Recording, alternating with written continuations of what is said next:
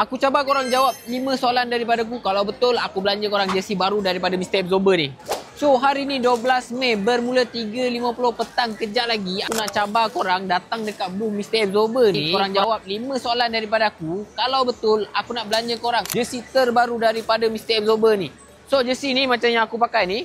Ni, macam aku pakai. So, jersey ni harga dia ialah RM90. Material Lycra 280 GSM. Memang tebal. Premium quality. Jersey ni full print.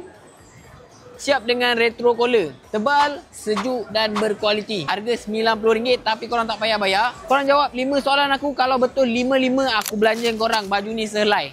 Syarat dia mudah. Yang pertama, korang kena datang ke booth Mr. Absorber. Yang kedua, pastikan korang dah follow mana-mana social media Mr. Absorber. Yang ketiga, korang kena jawab dengan betul 5 soalan mengenai Mr. Absorber. Dan yang keempat, kalau korang menang, korang kena buat status ataupun story dan post dan tag Mr. Absorber. Dan yang kelima, korang kena sebut tagline Mr. Absorber yang terbaru. Jadi kalau korang nak jersey terbaru limited edition daripada Mr. Absorber ni, jom datang ke booth Mr. Absorber sekarang. Ataupun korang nak beli pun boleh. RM90 je satu. Sebelum tu, follow dulu akaun Mr. Absorber. Jom kita pandu kereta lama seperti baru.